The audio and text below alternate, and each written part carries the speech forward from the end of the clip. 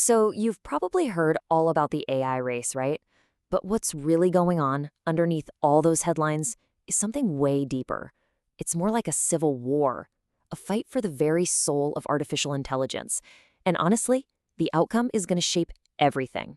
And really, it all boils down to this. Is AI going to be a tool for all of humanity, something we build together out in the open? Or is it going to be a super powerful, super expensive product that's owned and controlled by just a few massive companies? We've got two completely different visions here competing for the same future. All right, so how do we even get here? To understand this fight, we've got to go back to the beginning. Back to the early days of the modern AI boom, which, believe it or not, started with this really optimistic, almost utopian dream. And this quote right here, it says it all. This was OpenAI back in 2015. Their goal was to make sure AI benefits all of humanity. I mean, they started as a nonprofit. The whole idea was to make this technology a tool for everyone, spread out as widely as possible.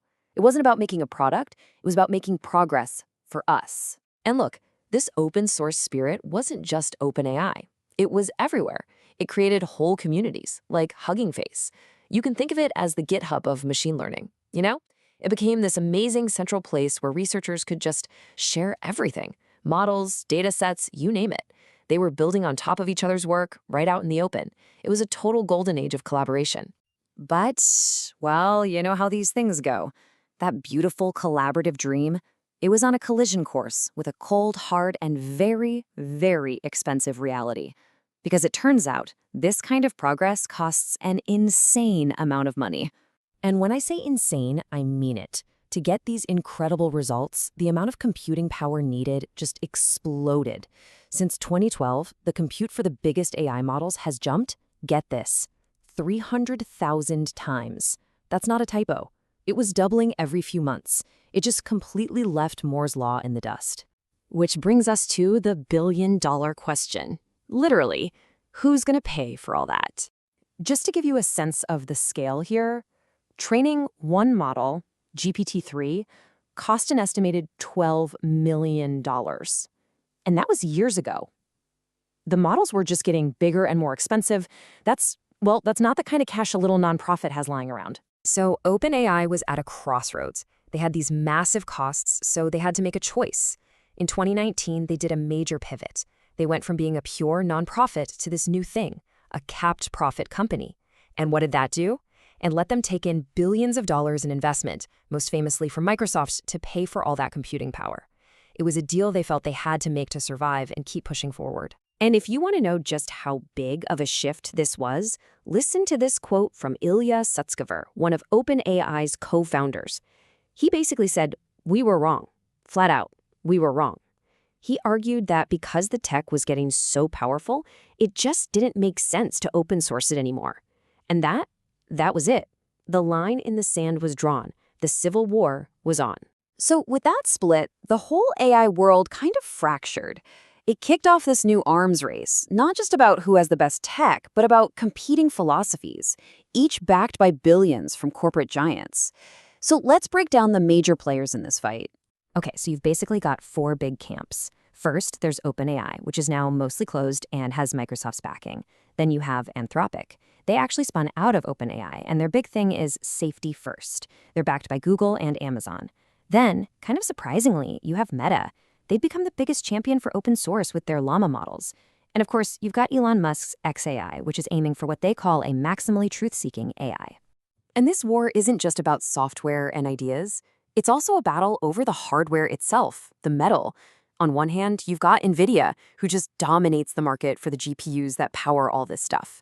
But then you have challengers popping up, like Cerebras.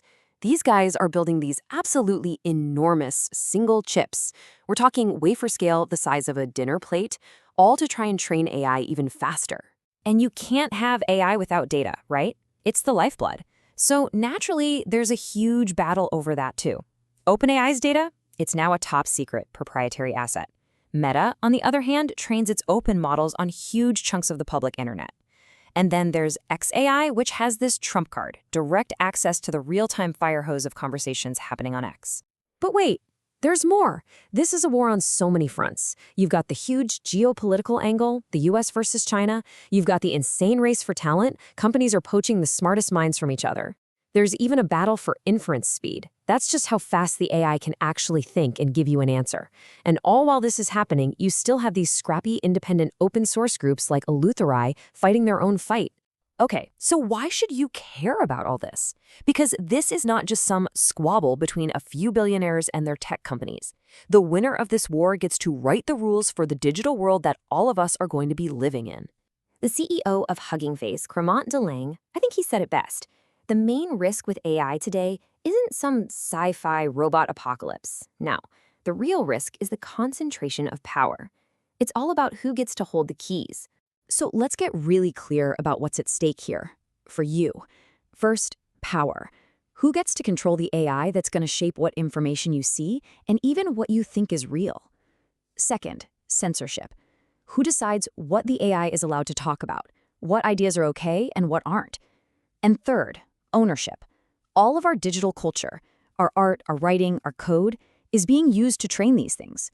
Who owns that and who gets to profit from it? But here's the twist. The closed-off giants might not have this in the bag. There was this famous leaked memo from a Google engineer, and it basically said that open source AI is having its Linux moment. You know, like how the open source Linux operating system came out of nowhere and took on Microsoft Windows. The memo argued the same thing is happening now. The open source community is moving so fast, innovating so quickly that they're actually starting to catch up to the big guys. It's a real David versus Goliath story. And that brings everything back to this one critical question. The Linux moment for AI is happening right now. The future is not set in stone. This battle between open and closed is raging. So the question for all of us is, who do we want writing the code for our future? A few powerful companies working behind closed doors, or a global community of people building it all out in the open for everyone to see?